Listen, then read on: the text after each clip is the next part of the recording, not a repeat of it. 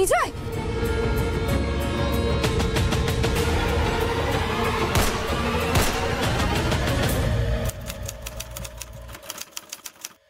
কাটাপাড়া সাইটে মাটি খোঁড়া শুরু হয়েছে, বুঝলি?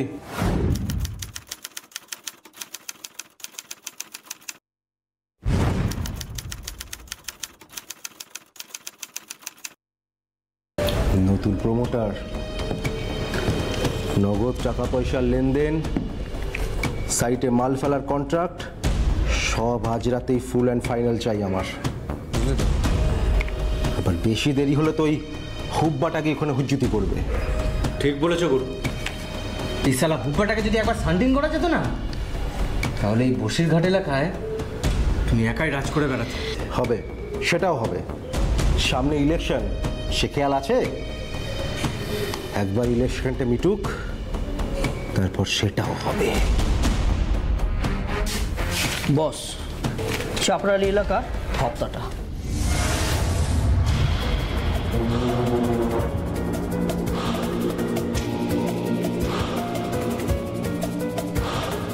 বিজয়, হ্যাঁ এনে গিদের মধ্যে ভাগ করে নে।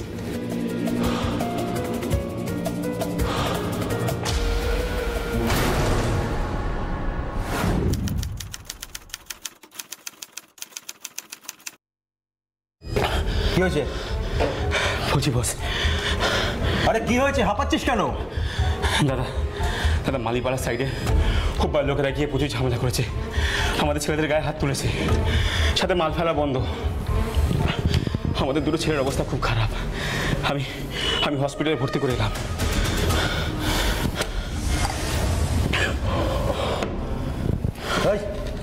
চল গাড়িতে মাল তোল। বিজয়, তুই আমার সঙ্গে চল। চল।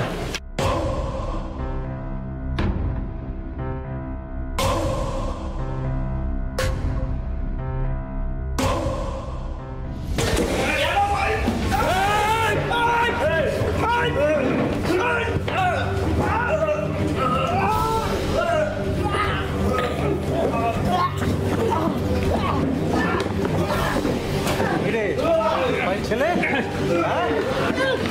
ওগুলো তো হাসপাতালে আছে, তোরা তো ডিরেক্ট শ্মশানে যাবে। কি করছো? ছেড়ে দাও, সামনে ইলেকশন আছে, ওদের যা করার আমি পরে দেখে নেব।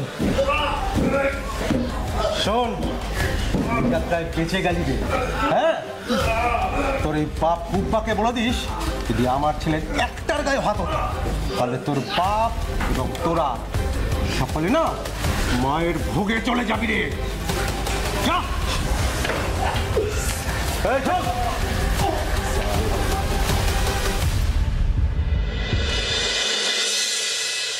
আসতে পারি?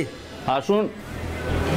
আরে বাপ রে বাপ রে বাপ, হ্যাঁ হাবিল পাত্র ওরফে হুব্বা বাবু যে। বসতে পারি? হ্যাঁ বসুন বসুন। তারপরে বলুন কি ব্যাপার, একবারে সশরীরে থানায় এসে হাজির? আচ্ছা, ও আপনার হাজিরা ব্যাপার আছে না? আমি এখানে একটা জিডি করতে এসেছি।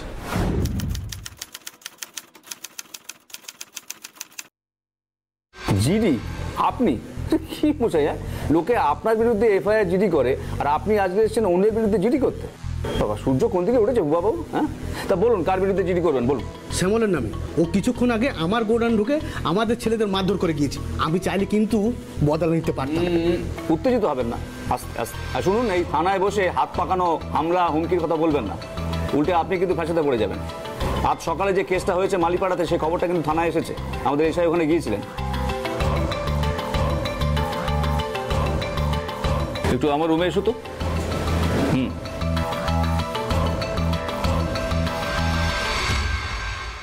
বলুন স্যার।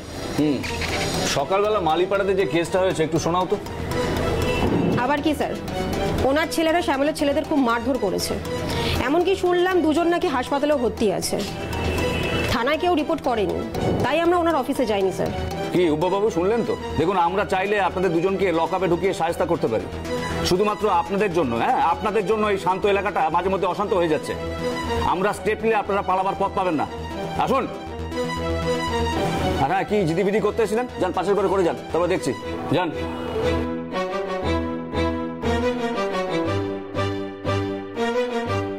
ছড়িয়ে এসছে মাতালের সাক্ষী দিতে। স্যার, এই দুজনের নামে আমাদের আশেপাশে এলাকায় ভুরি ভুরি অভিযোগ, কিন্তু এই দুজনের বিরুদ্ধে আমরা কোনো স্টেপই নিতে পারছি না স্যার। কি করে পারবে বলো রেণুকা, কি করে পারবে? ওদের দুজনের ভয়ে সাক্ষীরা আসল সময় মুখ ফিরিয়ে নেয়, শুধুমাত্র ওদের দুজনের ভয়। কিন্তু আইন আদালত সব তো প্রমাণ চায়। আর তাছাড়া তুমি তো খুব ভালো করে জানো যে ওদের মাথার উপর কতজনের আশীর্বাদের হাত রয়েছে, বিশেষ করে এই শ্যামলের মাথার উপরে। হ্যাঁ স্যার, সেটা জানি। আমি শুধু ওয়েট করছি একটা সলিড উইটনেসের জন্য। ক্রাইম ডায়েরিতে আপনাদের সকলকে স্বাগত।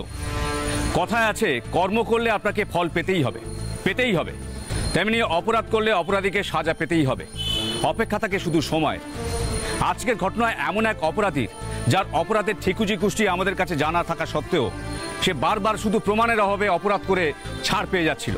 কিন্তু ওই যে কথায় আছে না, তোমারে বধিবে যে গোকুলে বাড়িছে সে, এই কথাটি যে কতটা ধ্রুব সত্য সেটা আজকের ঘটনা আরেকবার প্রমাণ হয়ে গেল। নমস্কার, আমি বসিরহাট থানার ওসি রাজা মুখার্জি। চলুন ক্রাইম ডায়েরিতে দেখাই আজকের এই রোমহর্ষক পর্ব।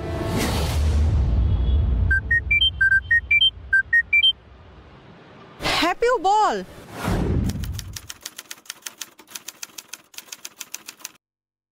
মাসি, আর 1000 খানেক টাকা মতো একটু দাও না।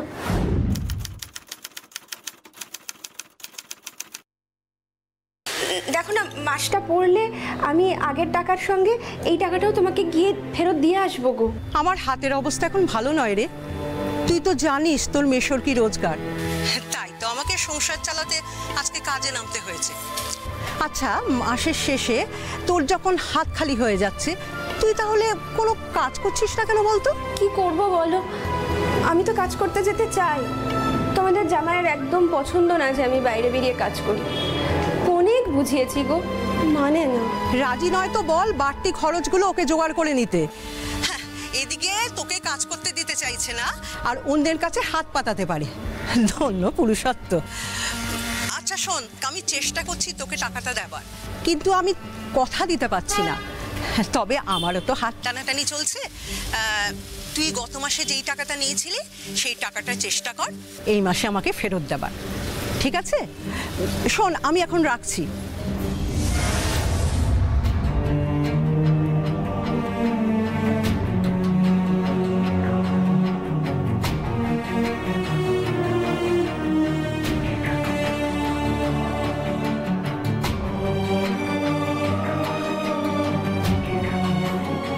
হ্যালো, বলছিলাম আমার না কিছু টাকা লাগবে।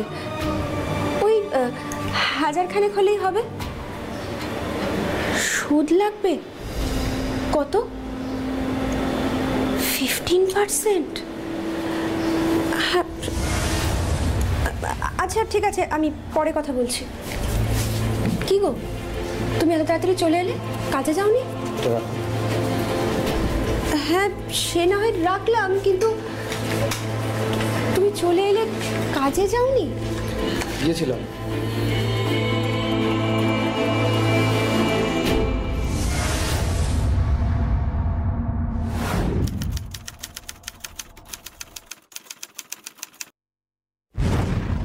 দোকানের সেলটা ভালো নেই, তাই মালিক আজ থেকে দোকানটা বন্ধ করে দিয়েছে।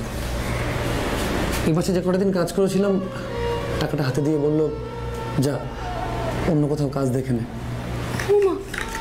সে কি কথা গো? তাহলে আমাদের এখন চলবে কি করে? মাস পড়লে তো এক গাদা টাকা খরচা, বাড়ি ভাড়া, পাওনাদার, ইলেকট্রিক বিল। সবটা মাথায় আছে বউ, আমি দেখছি কিছুটা একটা ব্যবস্থা হয়ে যাবে।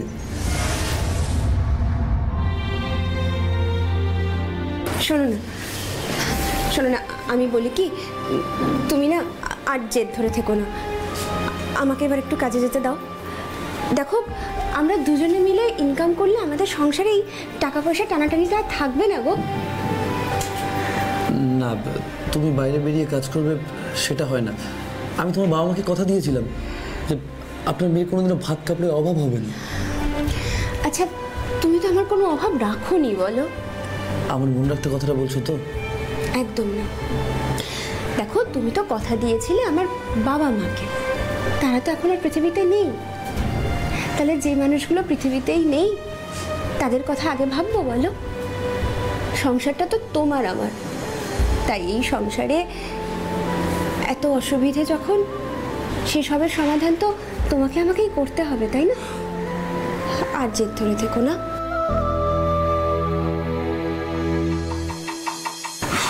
কি গো,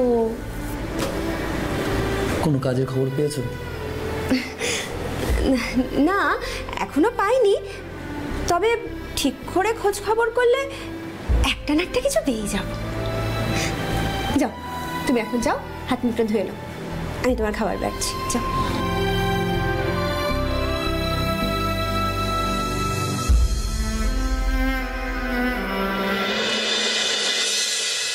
পটল কত করে? পটল 210 টাকা।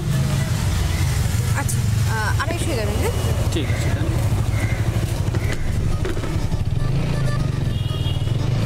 বেগুন 100 দিন। নাম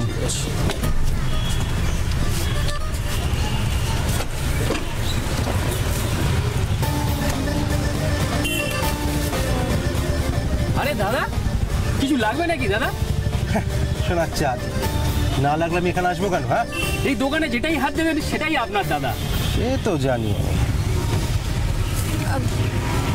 দাদা আগে আমাকে ছাড়ুন না, ওনাকে পরে দেবেন, আমি তো আগে এসেছি। ম্যাডাম আপনার তাড়া থাকলে আপনি অন্য দোকানে যান। হ্যাঁ, কি বলছিস এগুলো? আরে উনি যা চাইছে দে না ওনাকে। আর শোন, দাম নিস না কিন্তু। কেন দাম নেবে না কেন? বিজয়, আসলে দাদার মনটাই এরকম। দাদা যদি কাউকে ভালো লেগে যায় তাকে আর এই অঞ্চলে কোনো দোকান থেকে টাকা দিয়ে মাল কিনতে হয় না, টোটাল ফ্রি। কেন আপনার দাদার কি আমাকে দেখে ভিখিরি বলে মনে হচ্ছে নাকি যে দান করবেন? আপনি আমাকে জিনিসগুলো দেবেন না আমি অন্য দোকানে যাব? দে দে দে। টাকাটা ধরুন, টাকাটা ধরুন। কি হলো, ধরুন।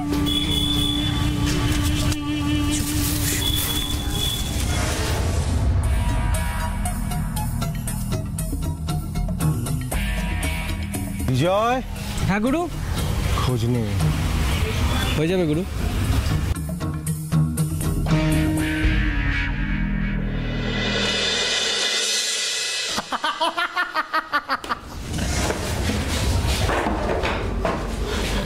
বস, বিজয় ছাড়া আর যারা আছে বেরিয়ে যা।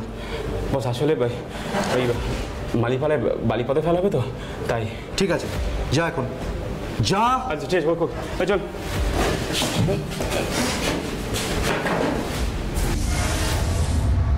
বলো গুরু। তোকে একটা খবর নিতে বলেছিলাম, নিয়েছিস? ওই সর্দার পাড়ার জমিটার খবর তো নিয়ে নিয়েছি। বক্কা চাঁদা, তোকে এই খবর নেওয়ার জন্য বলেছিলাম। হ্যাঁ, তুমি তো সকালবেলা এই খবরটাই তো নিতে। আর দুদিন আগে একটা খবর নিতে বলেছিলাম, নিয়েছিস? দুদিন আগে? ও ওই বৌদিটার খবর তো? হ্যাঁ, ওই দুদিন ধরে আমি ওই বৌদিটার সমস্ত খবর কালেকশন করেছি, আর আমি সঙ্গে নিজেও গেছি। তো সেই খবরটা আমাকে কে দেবে? তোর বাবা? না মানে গুরু, তুমি ধান্দার এতগুলো কাজ আমার ঘাড়ের উপরে রেখে দিয়েছো, সেগুলো দেখতে গিয়ে আমি এটা ভুলে গেছি। বলছি বৌদিটার নাম হচ্ছে পিউ। বৌদি আর ওর বর দুজনে মান্ডিপাড়াতে ভাড়া নিয়ে থাকে। ওদের সংসারে প্রচুর অভাব।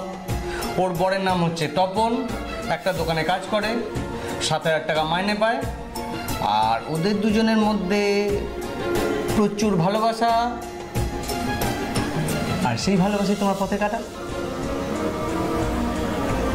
আর যেটা সত্যি সেটাই তো আমি বললাম গুরু। আর কি বলছি, ওরা সত্যি ওদের দুজনের মধ্যে হেভি ভালোবাসা। আর এই মালটা না ওই অন্যগুলোর মতো তোমার টাকা বা ওই জিনিসপত্র দিয়ে ভোগ করতে পারবে না তুমি। বিজয়, হ্যাঁ, এই শ্যামল পাইন না, যার দিকে চোখ রাখে সেটা যে কোনো মূল্যে হাসিল করে নেয়। আর এ তো শুধু চোখ যাওয়া নয় রে, মনটাও যে তার সঙ্গে গেছে, তার কি হবে? ওকে আমার চাই বিজয়, যে কোনো মূল্যে চাই। ঠিক আছে গুরু, আমি দেখে নিচ্ছি ব্যাপারটা। এত রাতে কি আর রুটির দোকান খোলা পাবো? ও মা, তাহলে কি হবে এখন? আরে বাবা, তুমি রাতে খাবেটা কি? রুটি ছাড়া তো তোমার একদম চলে না। একটা কাজ করো, তুমি ওই ফেনা ভাত আর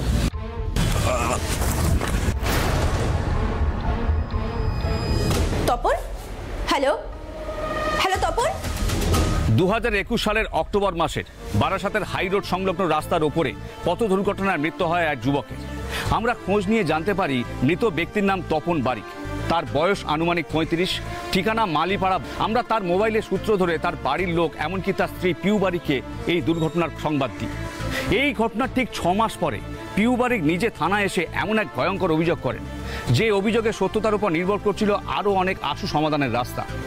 পিউ বারিক থানায় ঠিক কী অভিযোগ করতে এসেছিল আসুন দেখে নিই।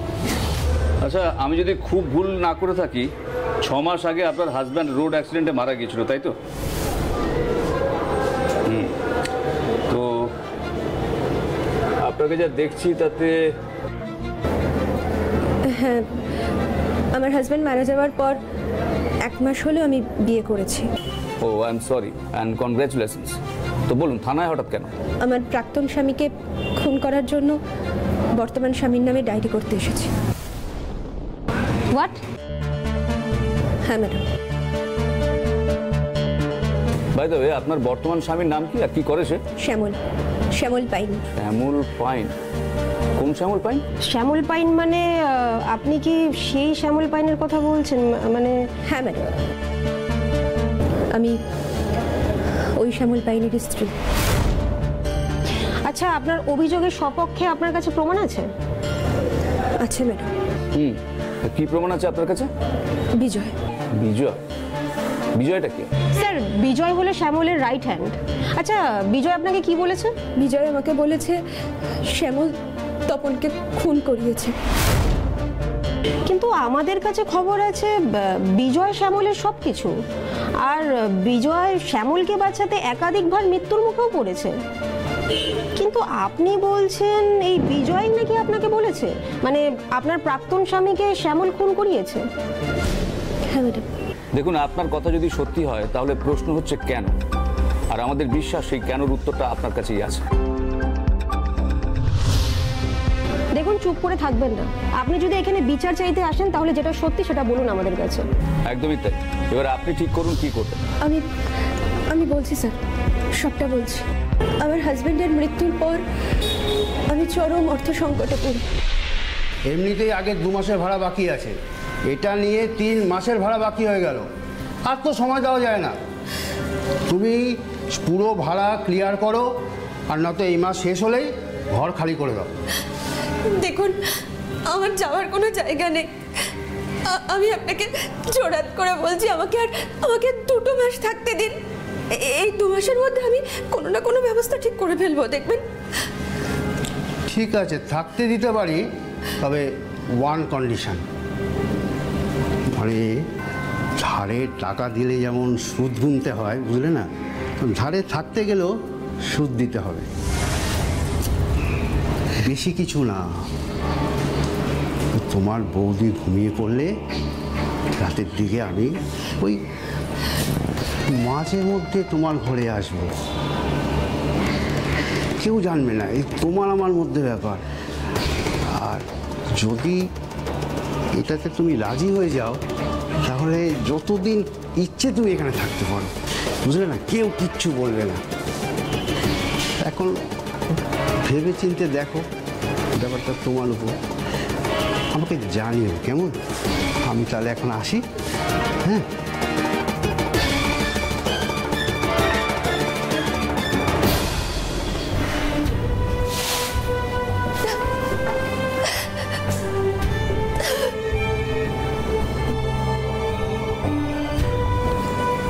বৌদি,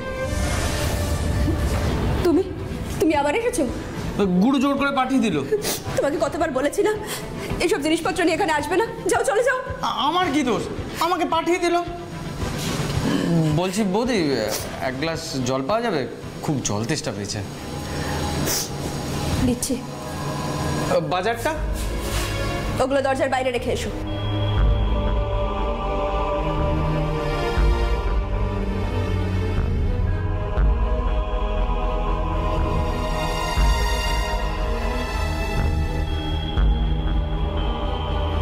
কিছু বলবে? বলার তো ছিল, কিন্তু দেখো, তুমি যেটা চাইছো সেটা কিন্তু আমার পক্ষে কোনোভাবেই সম্ভব নয়, কোনো দিন সম্ভব নয়। আমি জানি না বৌদি তুমি ঠিক কি ভাবছো, তবে তোমার এই পরিস্থিতির কথা আমি খুব ভালো করেই জানি। দাদা মারা যাওয়ার পর থেকে আমি প্রতিদিন তোমার বাড়ির উপরে নজর রেখেছি। বৌদি তুমি আর কতদিন এইভাবে যুদ্ধ করবে? হতে পারে দাদাকে সবাই সমাজ বিরোধী বলে, কিন্তু বিশ্বাস করো দাদার মনটা কিন্তু খুব নরম। তুমি কি তোমার ওই অ্যান্টি সোশ্যাল দাদার আমার কাছে দাবেদারি করতে এসেছো? না না বৌদি, একদমই না। আমি এসেছি তোমার পরিস্থিতির সহমর্মী হতে। দাদা যদি তোমার পাশে থাকে, কোনো সমস্যাই আর তোমার আশেপাশে ঘেঁচতে পারবে না। আমার কাছে খবর আছে তোমার বাড়িওয়ালা তোমার প্রতি নজর আছে। দাদা যদি চায় 1 সেকেন্ডও লাগবে না তার মুখ বন্ধ করে দিতে, শুধুমাত্র তোমার হ্যাঁর অপেক্ষা বৌদি। যাই হোক, আমি আসছি।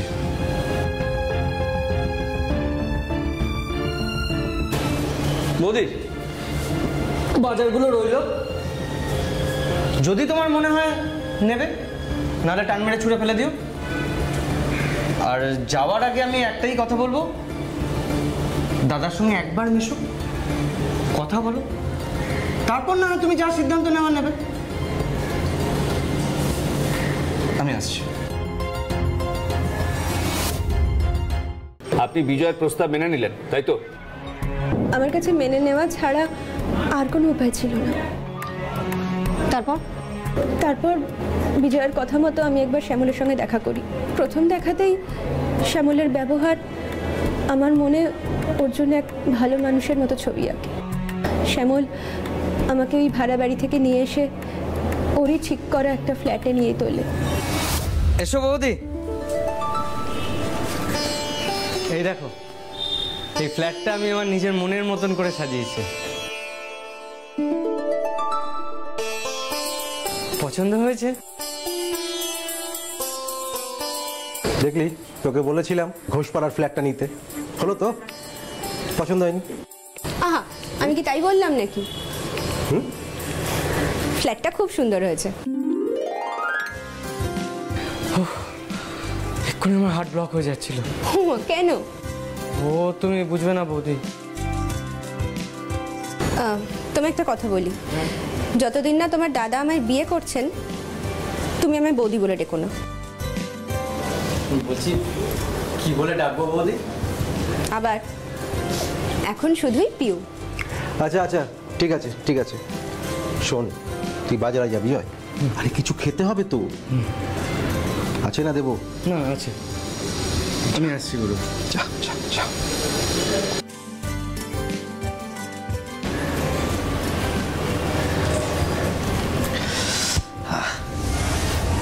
কি হলো? আপত্তিটা কোথায়? আচ্ছা, কিসের আপত্তি? সব তো প্রবলেম সলভ করে দিলাম তোমার। প্রবলেম সলভ করেছো ঠিকই, কিন্তু তাই বলে যে তুমি আমাকে ছোঁয়ার অধিকার পেয়ে গেছো এটা কিন্তু আমি বলিনি। আচ্ছা, তুমি কি আমাকে ভালোবাসো না?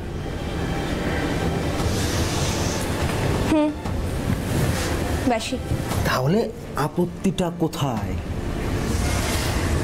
দেখো, এইসবের জন্য কিন্তু তোমার আমাকে বিয়ে করতে হবে। আমি কারো রক্ষিতা হয়ে থাকতে পারবো না, আর সেটা যদি করতে পারো তখনই না হয় তুমি আমার শরীরের নাগাল পাবে। এরপর শ্যামল আমাকে একটা কালী মন্দিরে নিয়ে গিয়ে বিয়ে করে, কিন্তু বিয়ের কিছুদিনের মধ্যেই আমি বুঝতে পারি নিজের সিকিউরিটি দেখতে গিয়ে কতখানি ভুল আমি করেছি। পিবৌদি, ও পিবৌদি, কেন বাজারগুলো রাখো, সাইডে রাখো। বলছি, তোমার কি মুড ঠিক নেই? দেখো চুপচাপ বসে আছে। বলছি, দাদার সাথে কি ঝগড়া হয়েছে? তোমার কথা শুনে শ্যামলের সঙ্গে সম্পর্ক করাটা আমার ঠিক হয়নি বিজয়। হঠাৎ এই কথা বলছো? কি হয়েছে একটু খুলে বলো তো। যত দিন যাচ্ছে আমি খুব ভালো বুঝতে পারছি, জানো, শ্যামল আমায় ভালোবেসে বিয়েটা করেনি গো, শয্যা সঙ্গিনী হিসেবে আমাকে বিয়ে করেছে। কি বলছো? আমি এর আগেও সংসার করেছি বিজয়, সেখানে ছিল একে অপরকে সময় দেওয়া, সাথে থাকা, ভালো মন্দের খোঁজ খবর নেওয়া। আর এখানে তো দেখছি একদম অন্য ছবি। দাদা তোমাকে সময় দেয় না? দেয়, প্রতিদিন রাতে মদ খেয়ে বিছানায় বাস আধ ঘন্টা, তারপর চলে যায়। আমার নিজের শরীরের ওপর না ঘেন্না ধরে গেছে গো। নিজেকে ওর রক্ষিতা মনে হয়। আমার মনে হয় তোমার কোথাও ভুল হচ্ছে বৌদি। আসলে দাদা তো সারাদিন কাজের মধ্যে ব্যস্ত থাকে, তাই হয়তো তোমাকে সময় দিয়ে উঠতে পারে না। তোমার একবার দাদার সাথে কথা বলা উচিত বৌদি। আমি আসছি।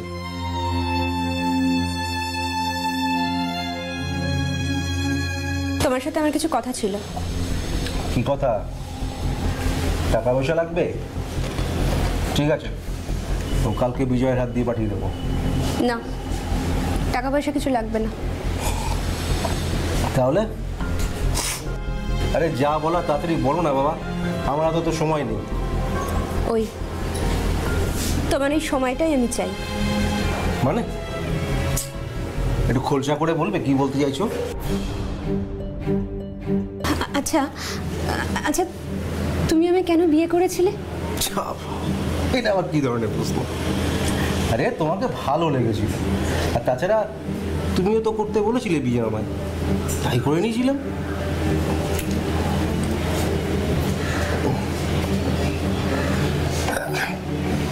এই আসো তো, নেশা চলে গেছে আমার, আসো।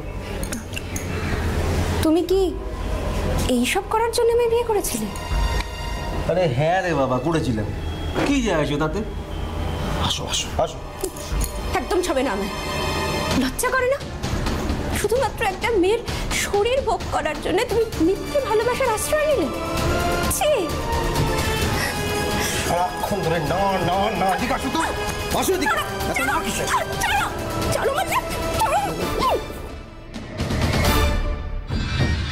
তুমি নিজেকে আমার বউ ভাববি না রক্ষিতা, সেটা তোর ব্যাপার। হ্যাঁ, আমি প্রতিদিন খিদে পেলে এইভাবেই আসবো তোর কাছে, ভোগ করবো, তারপর চলে যাবো, ঠিক আছে? আর এই নে রাখ।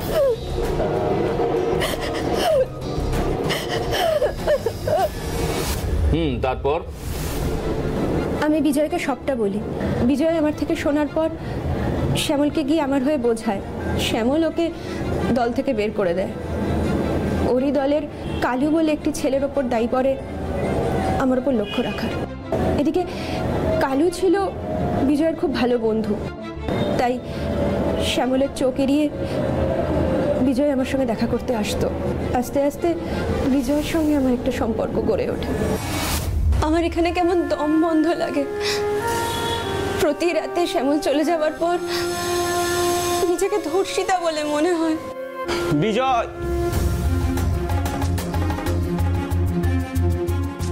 দেখো তোমরা যেটা লুকানোর চেষ্টা করছো সেটা অনেকদিন আগের থেকেই আমি জানি। আর তাছাড়া বিজয় আমার খুব ভালো বন্ধু হয়, সবসময় তোমাদের ভালো চেয়ে গেছি। তোমাদের এই সম্পর্কটা যদি দাদা জানতে পারে না, আমাদের তিনজনকে খুন করে দেবে, মেরে পুরো পুঁতে দেবে। তার থেকে বরং এক কাজ করো, তোমরা কোথাও একটা পালিয়ে যাও। আরে পালিয়ে যাবোটা কোথায়? পাতালে লুকিয়ে থাকলেও দাদা ঠিক আমাদের খুঁজে বের করবে। আমার এক মাসির বাড়ি আছে, আমি না হয় সেখানে গিয়ে কদিন গা ঢাকা দেবো। হ্যাঁ, তুমি তাই করো। আজ রাতে দাদা বেরিয়ে গেলে তুমিও বেরিয়ে পড়ো। বাকিটা আমি সব প্ল্যান করে রাখবো, ঠিক আছে? আমি এখন বাইরে আছি, তুই আয় এখন। তুই যা, আমি বেরোচ্ছি। ঠিক আছে।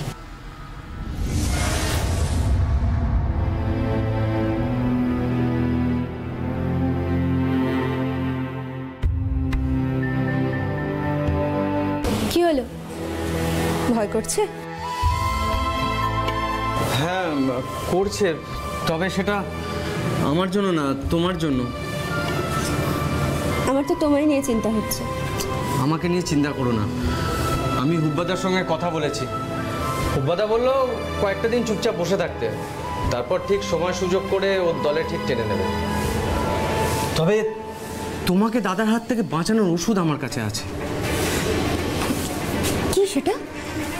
অনেকদিন ধরেই তোমাকে বলবো বলবো বলে ভাবছি, কিন্তু বিষয়টা জানার পর তুমি আমার সম্পর্কে কি ভাববে সেই ভয় আমি আর বলতে পারিনি। তবে আজ তুমি বিপদে, আজ এই বিষয়টা জানলে আমার সম্পর্কে কি ভাবলে তাতে আমার কিছু যায় আসে না। শ্যামলদা তোমাকে কাছে পাওয়ার জন্য এনে ধর, এতে 5,000 টাকা বেশি আছে। হ্যাঁ, গাড়ি স্টার্ট দিবি আর থামাবি সোজা ঝাড়খণ্ড বর্ডার পেরিয়ে। দেখিস কথার যেন খেলাফ না হয়।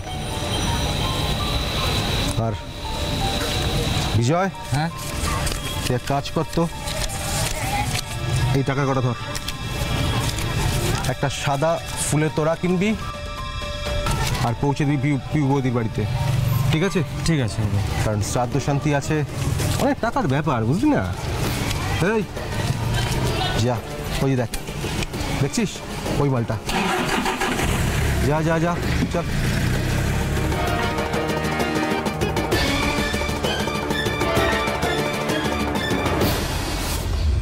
সবই তো বুঝলাম, কিন্তু প্রিয় দেবী একটা কথা বলুন তো, আপনি এতক্ষণ ধরে আমাদের সামনে আপনার প্রাক্তন স্বামীর ওই খুন হওয়ার চিত্রনাট্যটা যেটা শোনালেন, সেটা তো আপনি অন্যের মাধ্যমে জেনে আমাদেরকে বললেন। আপনি তো প্রত্যক্ষদর্শী নন। তাহলে শুধু আপনারই কথার ভিত্তিতে একজনের বিরুদ্ধে আমরা কি করে কেস ওপেন করি বলুন? বিজয় আমাকে মিথ্যে বলবে না? দেখুন, হতেও তো পারে সে আপনার সম্পূর্ণ সঙ্গ পাওয়ার লোভে আপনাকে, না হতেও পারে কি, তাই না? দেখুন, আপনার কথা তখনই সত্য প্রমাণিত হবে যতক্ষণ আমরা বিজয়ের মুখ থেকে এই একই কথা শুনবো। ভাই তো বিজয় কোথায়? আমি না ওকে দুদিন ধরে ফোনে পাচ্ছি না। মানে? হ্যাঁ ম্যাডাম, দেখুন না, আমি 7 দিন হলো ওই ফ্ল্যাট থেকে পালিয়ে গিয়ে মাসির বাড়িতে গিয়ে উঠেছি। বিজয় আমায় বলেছিল দিন 7 পরে থানায় এসে যেন আমার প্রাক্তন স্বামীর খুনের ব্যাপারটা জানাই, কারণ ততদিনে ও হুব্বাদের দলে ঢুকে যাবে। কিন্তু আমি গত 2 দিন ধরে না ওকে ফোনে পাচ্ছি না। Strange, really very strange. আচ্ছা, আপনি এক কাজ করুন না, আপনি আপনার বিজয়ের আর আপনার মাসির ফোন নাম্বারটা পাশে করে দিয়ে যান, তারপর দেখছি কি করবে। 1 মিনিট, বলছি এর মধ্যে শ্যামল আপনাকে ফোন করেনি? করেছিল, আমি ওর নাম্বারটা ব্লক করে দিয়েছি। ঠিক আছে, থ্যাংক ইউ, আপনি এখন আসতে পারেন।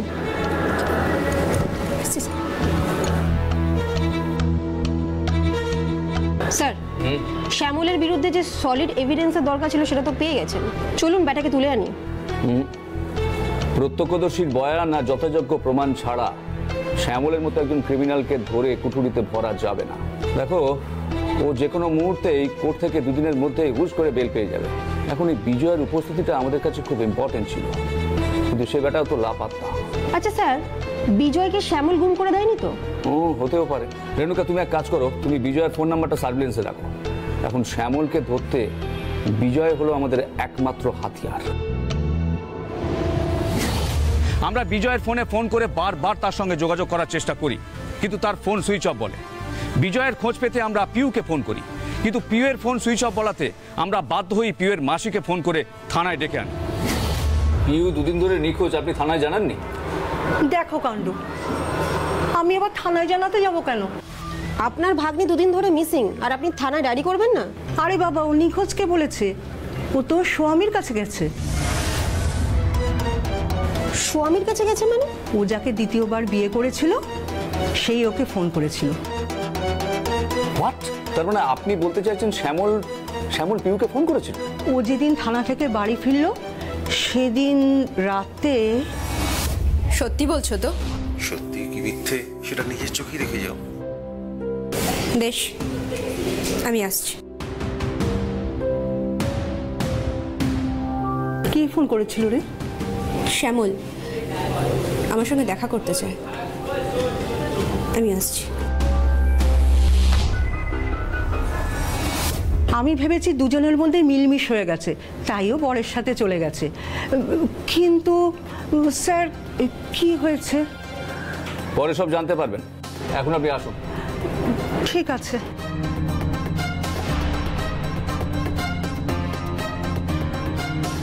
রেণুকা, স্যার, শ্যামলকে যেখানে পাবে সেখান থেকে থানায় তুলে নিয়ে আসবে ইমিডিয়েটলি। Get him fast.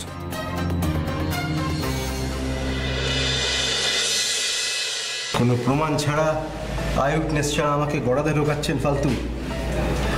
আচ্ছা, আইনের কিতাব বোধহয় আপনাদের বেশি পড়া নেই, তাই না? ঢুকে পাস করেছেন নাকি? পুলিশ যখন কাউকে গড়াতে ঢোকায় তখন যথেষ্ট প্রমাণ সংগ্রহ করে ঢোকায়।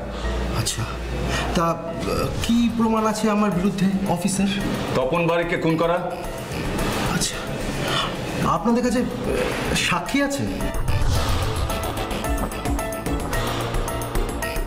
বিজয় বলেছে আমাদের সব। বিজয় বলেছে?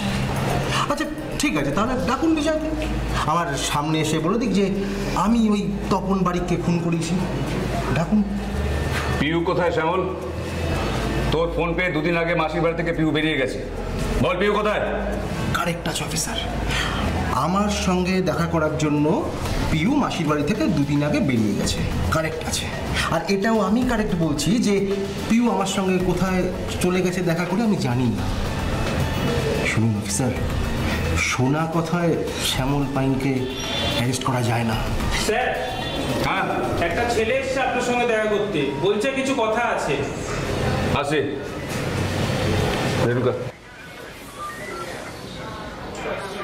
হ্যাঁ শ্যামল, কি যেন বলছিলিস? শোনা কথায় তোকে অ্যারেস্ট করা যায় না। তোকে অ্যারেস্ট করতে গেলে পক্ত প্রমাণ চাই, তাই তো? প্রমাণ চাই, প্রমাণ।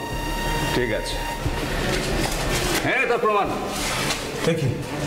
তুই এখানে? তো তুই এখানে থাকলে রাতের ধান্দা কে সামলাবে? চল যা। না বস, তুমি আমার সামনে আমার জিগির দোস্ত বিজয়কে নিয়ে দিচ্ছ। কি? হ্যাঁ, আমি তখন কিচ্ছু বলিনি, কিন্তু তুমি বৌদিকে মেরে ঠিক করনি বস। ঠিক করনি। সঞ্জয়, নিয়ে যা আগে। দেখ শ্যামল, সত্যিটা তোর সামনে এসে গেছে। এবার বল, তুই সেটা নিজেকে সামনে স্বীকার করবি, না সেই স্বীকার করতে গেলে আমাকে শক্তি প্রয়োগ করতে হবে? কোনটা? হ্যাঁ বুঝতে পেরেছি, তোর একটু খাতিরদারি দরকার। রেণুকা, শ্যামলবাবুর খুব চর্বি জমে গেছে, চর্বি ঝরিয়ে দাও, আমি আসছি। সৌমেন,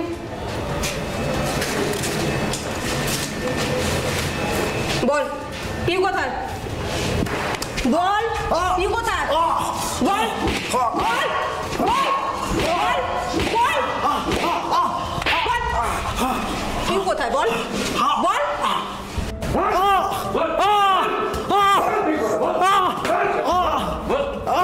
শুনতে পাচ্ছিস তোর বসের পিঠের চামড়া বাজানোর আওয়াজ? যা জিজ্ঞেস করছি সব সত্যি কথা বল।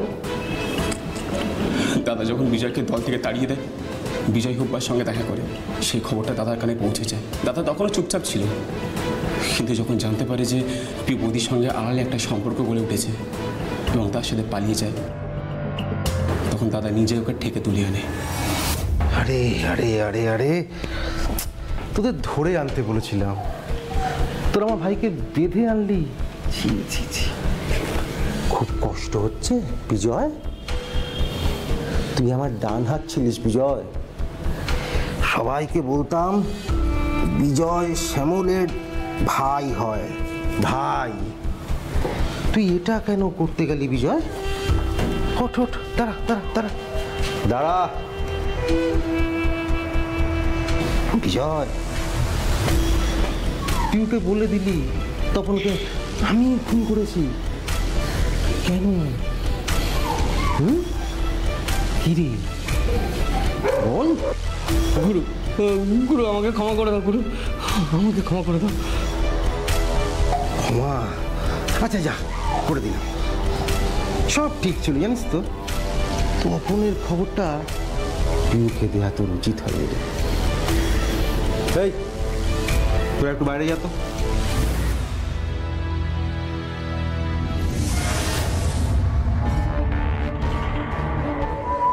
বিজয়, সব ঠিক ছিল।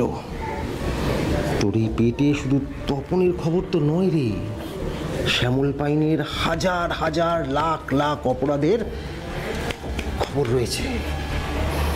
তারপর তুই তো আমার দুশ্মন হুব্বার সঙ্গে হাত মিলিয়েছিস, কি কমতি ছিল তোর? না রে, এরপর তোকে বাঁচিয়ে রাখা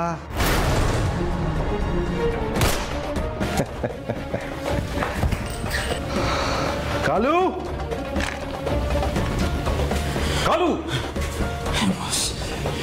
রে, এই মালটাকে মেরে ফেললাম, আমার ওই মাগিটা কোথায় আছে সেটাই তো জানলাম না। ছি ছি ছি, এক কাজ করতো, এটাকে বাড়ির পেছনের বাগানে গিয়ে পুঁতে দে। যা যা।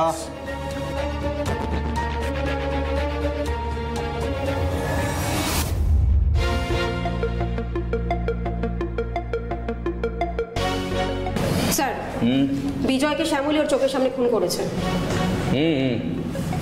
স্যার, শ্যামল কিছু বললো? না না, রাজকেতা মার খেয়ে গিয়ে অজ্ঞান হয়ে গেল, তো মুখ খুললো না। এবার এই সব জানে এইটা, এই কালু। এই তুই তো বলেছিস শ্যামল পিউকে খুন করেছে, কি করে খুনটা করেছে বল? আসলে পিউ বৌদি যে থানায় এসেছিল, দাদা সেটা জানতে পারে। তারপর আমার ফোন থেকে ফোন করে বলে যে বিজয় আমার কাছে আছে, যদি হাসে তাহলে বিজয়কে ছেড়ে দেবে, আর তা না হলে। শোনো, আমি জানি তুমি তপনকে খুন করেছো, আমি পুলিশকে সব কথা বলেছি। বিজয় কোথায়?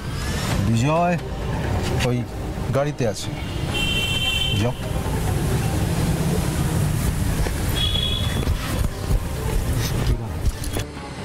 বিজয়, বিজয়,